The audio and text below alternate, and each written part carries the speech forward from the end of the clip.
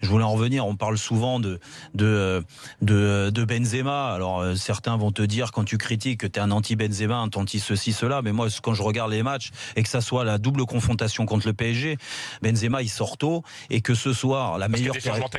Non mais la meilleure période du Real ce soir, et Fred était le premier à le dire, donc tu vas pas me contredire là-dessus, ouais, c'est la dernière demi-heure et ouais, c'est la sortie de Benzema. Mais quel changement tactique? Isco il revient jouer la place de Benzema, en gros. Quand Benzema il sort et c'est Kroos qui se met à gauche, mais arrête, écoute, moi je l'ai regardé le match et je l'ai commenté, donc me dis pas de bêtises. Il a fait... Non mais moi je veux bien si vous aujourd'hui Fred, si toi t'es interdit de parler en mal de Benzema, c'est moi, laisse-moi faire. On va pas recommencer avec ces conneries, d'accord? Mais écoute, excuse-moi, parce qu'à chaque fois qu'on parle de lui, tu veux pas parler de lui. Donc quand il fait un bon match, tu le mets en place. La preuve, au début de l'émission, il dit on va pas parler de Benzema. Mais parce que là, il y a un but de Cristiano fantastique. Mais Benzema, moi je te dis que c'est un frein pour le Real. Si le Real veut continuer. C'est évident. 400 matchs, 3 Ligues des Champions. Oui, mais 400 matchs, mais on s'en fout. C'est aujourd'hui. Je te parle pas. Mais je le comprends pas. Non, mais Jérôme, on va essayer d'être calme. Mais non, mais je vais pas essayer d'être calme. Je te dis juste sa performance de soir. Arrête de me parler de ce qu'il a fait il y a 3 ans. Pourquoi Zidane aligne tout le temps Benzema titulaire? Pourquoi il le sort à la 60e? Pourquoi je dis ça? C'était avant ce soir, 53. Non, tu sais pourquoi? Parce que je me suis demandé s'il avait pas un problème énormément. Et il fait un changement tactique. Donc en gros, il l'a trouvé tellement bon qu'il l'a sorti à 59e comme d'habitude.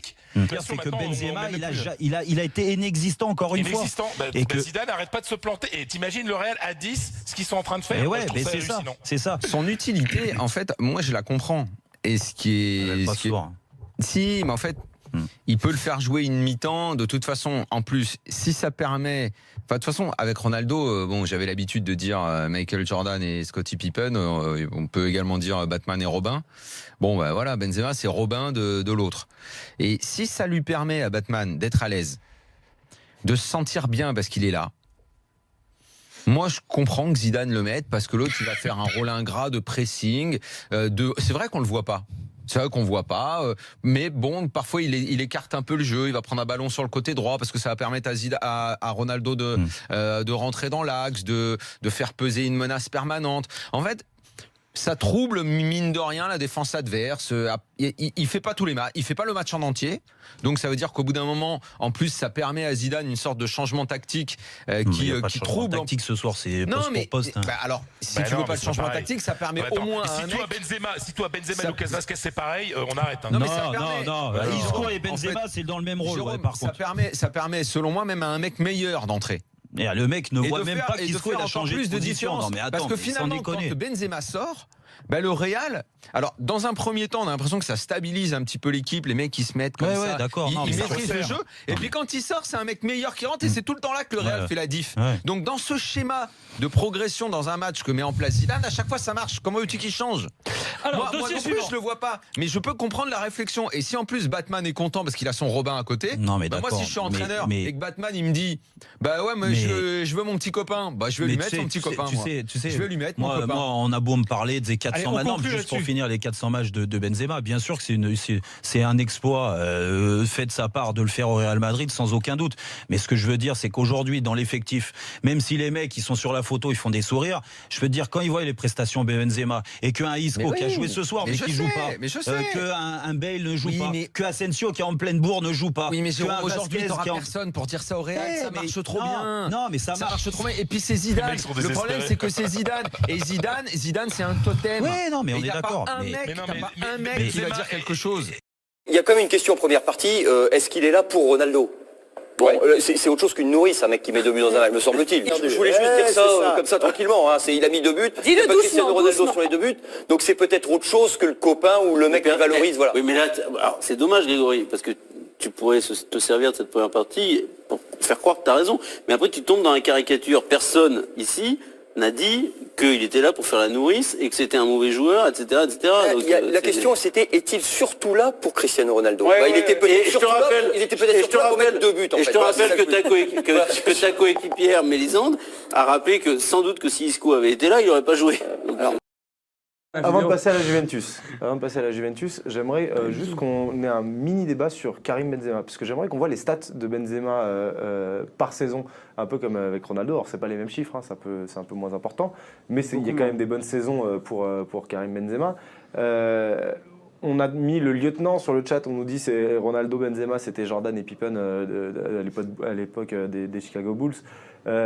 Quel avenir pour Karim Benzema? On sait que sur les 2-3 dernières saisons, alors, il y a 3 ans, il fait une très bonne saison avant l'Euro. Depuis, c'est un peu plus compliqué. On sait qu'à ce moment-là, son principal argument, c'était il s'entend bien avec Cristiano Ronaldo en dehors et sur le terrain. Est-ce que le fait que Cristiano Ronaldo soit parti veut dire aussi que Karim Benzema va être prié de s'en aller, ou au moins qu'on va lui mettre un véritable remplaçant dans les pattes et que là, il y aura une véritable concurrence? Moi, je pense que oui. Sincèrement, je pense que oui. C'est qu'à un moment donné, Benzema, son époque au Real est incroyable. Autant de temps en tant qu'attaquant, et il en a mis sur le banc, on le sait. Je pense sincèrement qu'elle va finir par s'essouffler, peut-être pas cette saison, peut-être qu'il partira pas cet été, mais est-ce que la saison prochaine ne serait pas peut-être une saison de trop, et justement préparer un petit peu entre guillemets le terrain et justement ramener un remplaçant à Benzema? Le problème, Romain, j'ai envie de te dire, c'est compliqué, hein, parce que toutes les cartes sont rebattues. Benzema, quand on annonce son départ en fin de saison, il a annoncé bien avant Ronaldo. Il est surtout annoncé parce que dans ce contexte-là, le Real des Galactiques qui est à son apogée l'est avec un Benzema qui est moins bon, qui est moins bien cette saison. Donc on part du principe que on est dans le contexte d'une équipe qui gagne 3 Ligues des Champions, qui est sur un rythme de croisière, et là on se dit on va essayer d'enlever le joueur qui est moins performant cette saison, ou en tout cas qui est moins au niveau de ses coéquipiers. Là, la donne, elle a limite complètement changé, parce que Ronaldo part, on nous dit que le Real Madrid, ça va devenir une équipe qui a besoin de cadres, qui a besoin de se baser sur des joueurs d'expérience pour se reconstruire. Donc d'un coup, le statut de joueur qui est là depuis 10 ans, qui connaît le club, qui n'a pas forcément envie de partir, et puis surtout qui serait pas forcément compatible avec les autres clubs européens. Moi je le vois nulle part d'autre Karim Benzema. Quoi qu'il arrive, ils achètent un grand attaquant cet été. Quoi qu'il arrive, parce qu'ils ont bien compris, et tout le monde l'a vu. On nous dit que la clause de Mauro Icardi n'est qu'à 105 millions d'euros pour les ça signifie pas forcément un départ de Benzema. Là, ce que je veux dire, c'est juste que, en tout cas, voilà, pas forcément un départ, mais en tout cas, sa place sera mise à mal. Moi, je suis pas vraiment d'accord avec l'idée que Benzema, justement, l'année prochaine, sera, grâce à son statut de personne qui est là depuis 9 ans, le taulier de l'équipe, celui qui va encadrer. Non, j'ai pas dit le taulier, j'ai dit que ce sera un joueur d'expérience pour encadrer l'équipe. Je pense qu'il sera dans une rotation, mais je pense que voilà, là Cristiano Ronaldo part, le Real Madrid veut tourner la page. Je pense que si Karim Benzema reste, il y aura quand même un énorme attaquant pour le concurrencer. Et si Karim Benzema part, il part, mais je ne le vois pas être le taulier en seul pointe, attaquant comme cette année. C'est impossible parce qu'il n'a pas, pour moi, en plus de ça, ou alors peut-être qu'il l'a perdu. Mais de toute manière, c'est pas son jeu, c'est pas son registre. Voilà, c'est pas son registre horaire. Enfin, si on a vu les matchs, à un moment, on sait que voilà, celui qui met vraiment en valeur Karim Benzema, c'est Cristiano Ronaldo. Et Cristiano Ronaldo, il n'est plus là. Pour moi, quand Karim Benzema fait une passe latérale à Cristiano Ronaldo au milieu de terrain, Cristiano met une frappe de 40 mètres et qu'après quelqu'un dit qu'il a fait une passe décisive, je pense que ça arrive pas mal de fois. Quand Benzema fait quelque chose, Cristiano Ronaldo le bonifie. Tout comme Benzema aide Cristiano Ronaldo. Mais ça, il n'y a pas de souci. Mais on est d'accord qu'il y en a quand même un qui est plus dépendant que l'autre pour moi. Et Cristiano Ronaldo, pour moi, serait vraiment quelqu'un de très grand, même sans Benzema. Et Benzema ne serait pas aussi grand sans Ronaldo.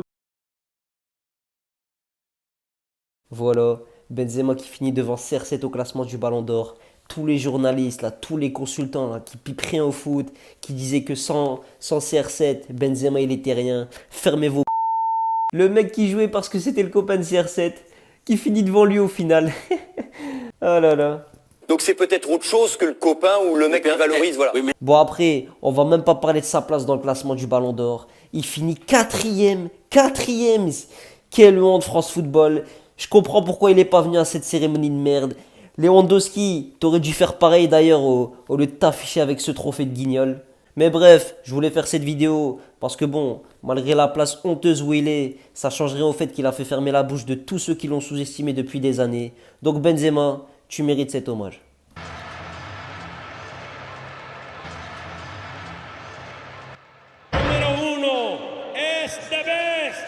Es el Balón de Oro y es sin ningún tipo de dudas el mejor jugador